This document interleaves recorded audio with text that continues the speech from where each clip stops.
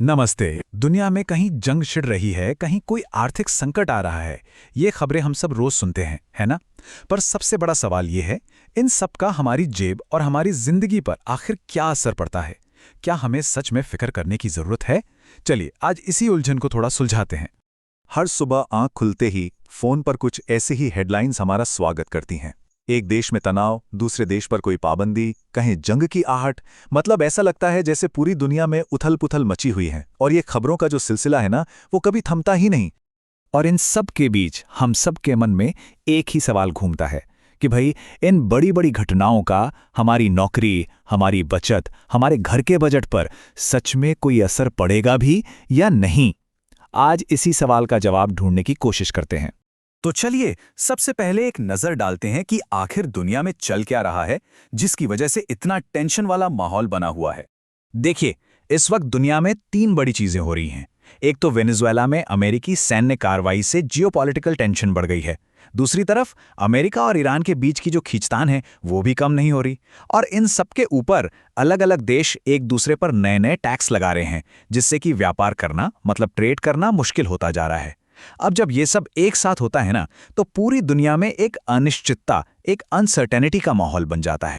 तो ये तो हो गई दुनिया की बात, लेकिन अब आते हैं उस सवाल पे जो हम सबके लिए सबसे जरूरी है। इन ग्लोबल घटनाओं का हमारी जेब पे आखिर असर पड़ता कैसे है? देखिए, इसका असर जो है वो हमें मुख्य रूप से तीन जगहों पर महसूस होता है। पहला है महंगाई, यानी हमारी रोजमर्रा की चीजों के दाम।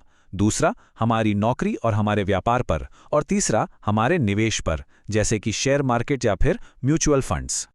अब इस स्लाइड पर जो जानकारी है वो बहुत ध्यान से समझने वाली है। देखिए, जब भी दुनिया में तनाव बढ़ता है तो सप्लाई चेन बिगड़ जाती है, जिससे पेट्रोल, डीजल और खाने पीने की चीजें महंगी होने लगती हैं। आप खुद सोचिए, अगर कच्चा तेल महंगा हुआ तो ट्रांसपोर्ट का खर्चा बढ़ेगा और फिर सब्जी से लेकर साबुन तक सब कुछ महंगा हो जाएगा।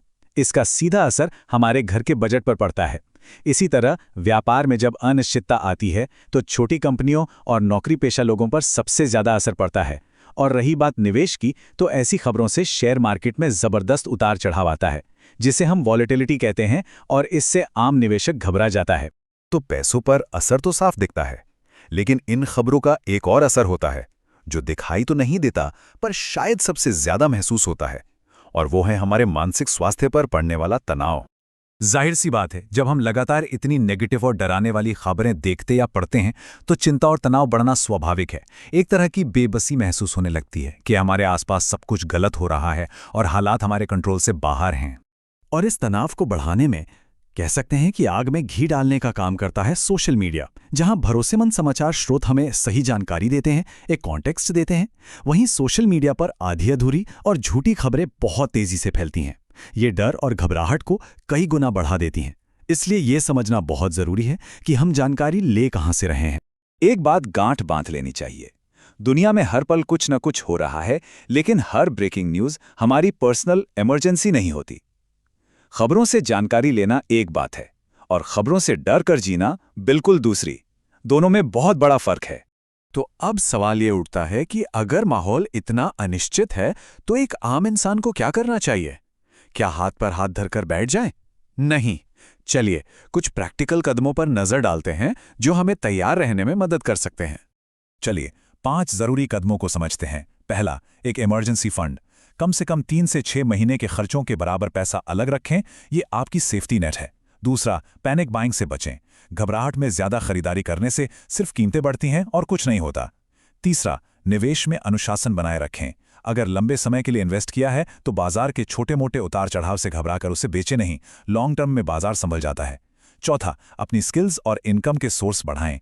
एक से ज्यादा कमाई का जरिया होने से आर्थिक सुरक्षा बढ़ती है। और पांचवा, जैसा हमने पहले भी बात की, जानकारी सिर्फ और सिर्फ भरोसेमंद स्रोतों से ही लें ताकि अफवाहों से बचा जा सके। तो अंत में इस पूरी बातचीत का निचोड़ क्या है? क्या हमें डर कर बैठ जाना चाहिए? बिल्कुल भी नहीं। असली समाधान डरने में नहीं, बल्कि तैयार रहने में है, सतर्क रहने में है। दुनिया में हमेशा कुछ ना कुछ चलता रहेगा, ये तो तय है।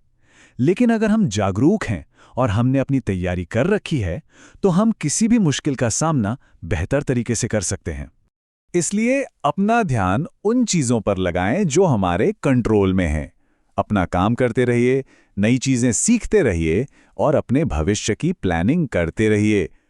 अनिश्चितता का सामना करने का यही सबसे सही तरीका है।